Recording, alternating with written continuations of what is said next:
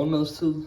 Der er havregryn, der er hjemmelavet granola, og så et kreatin, og så skal jeg også have lidt D-vitamin. Det er det, jeg altid for det meste kører om morgenen. Så en god solid morgenmad, og så de her 2 supplementer. Så jeg skal egentlig kværke en stor portion. Det bliver sindssygt godt. Skal der mælk i? Det bliver sgu den hele. D-vitamin, hvordan er det, man gør det sådan her? Og det kører jeg egentlig kun hen over vinteren for knoglesundhed og generelt kropsfunktion. Super godt at tage, når der ikke er så meget sol i Danmark. Og så kreatin. Ja, sådan rigtig influencer-agtigt, det kan sgu noget. Og kreatin generelt bare for eksplosiv styrke. Der kan man lige få lidt flere reps. Og så sidst, men ikke mindst, kakao. Bum. Kakao kalder jeg normalt flydende guld. Så altid køb det, når det er på tilbud. Morgenmad. Kaffen, den kommer lige om lidt. Det bliver konge. Næste jeg skal spise et æble, mens jeg lige får lavet lidt video her. Så jeg får taget det her æble, og så lige få uploadet den her video her. Det her, det er min første rugbrødsmad med noget bacon og kyllingesalat.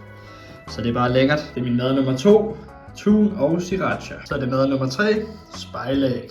Skal du også have noget flying goose på? Nej. Så er det 4. og sidste mad. Endnu en tunmad. Skal vi lige lave sådan en? Nej, stop dig selv. Er det ikke sådan, man gør? Det er for meget. Man sådan... Stop. Spis. Spis min gris. Du har også skulle slagtes. Næste jeg skal spise er en lille god Nutella-bolle. Så ja, en god klat Nutella. Og så laver jeg bare en klap sammen mad her. Og det her det er det, jeg lige spiser inden min træning. Det gør med nogle kulhydrater. Og så smager Nutella bare absurd godt. Så velbekomme til mig. Så har jeg varmet op, lavet lidt plyometri, og nu skal jeg så til at kaste lidt diskus. Så det er bare at fyre den afsted.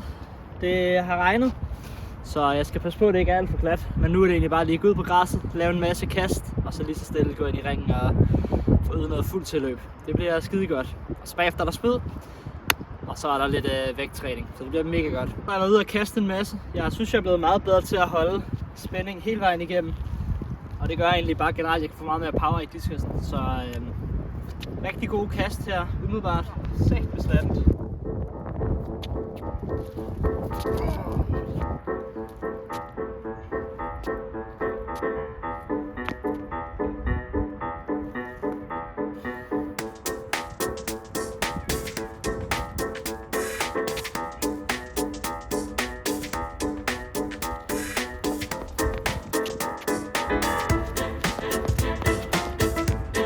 Ikke helt godt.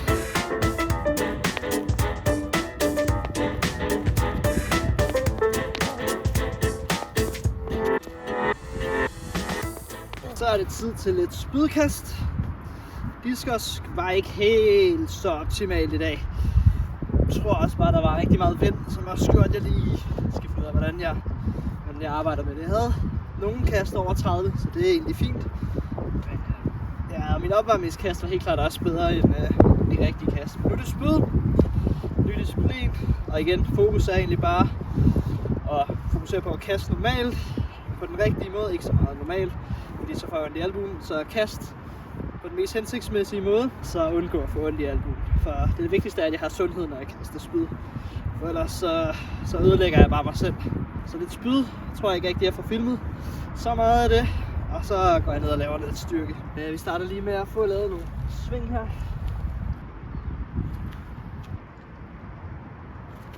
Jeg føler, at jeg kukker lige nu til spyd. Det føles sindssygt godt, og jeg kaster egentlig også okay langt, når man tænker på, at jeg slet ikke rigtig har tilløb på. Så lad os lige tage den her blå base og se, hvordan det ser ud.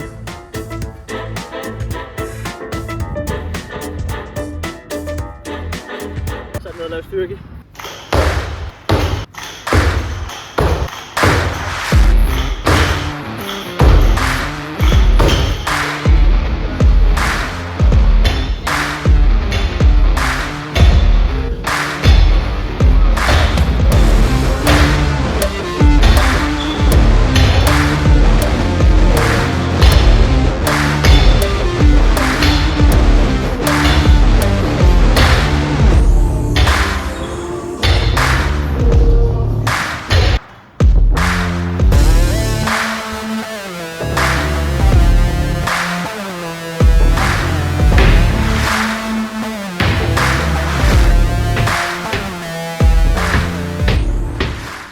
Der er jeg færdig med styrketræning. Det var en hård omgang, men det var godt. Nu skal jeg lige have en lille müslibar med saltkaramel. Og så hjem af. Så det bliver godt. Jeg vil lige sidde og nyde den her. Nu skal jeg have lidt carbo recovery. Det er bare lækkert. Bum. Og bum. Så det her det skulle være rigtig godt til restitution for fyldt nogle energidepoter. Så det prøver jeg lige at tage i den her periode, også fordi jeg bliver simpelthen nødt til at få det spist. Så er det tid til aftensmaden. Vi har noget vegetarisk pasta, ret, og noget tomatsalat. Og vi har så ualmindelig store mængder ost. Vi har noget cheddar, vi har noget parmesan. Og så lige et lille bitte glas rødvin. Det er bare kanon. Så får jeg også lidt snacks. Sindssygt godt. Og det var så alt, hvad jeg spiser på en gennemsnitlig dag. En masse snacks, store måltider og fokus på at få masser af god næring inden næste træningspas. Det var alt for denne video. Tak fordi du så med.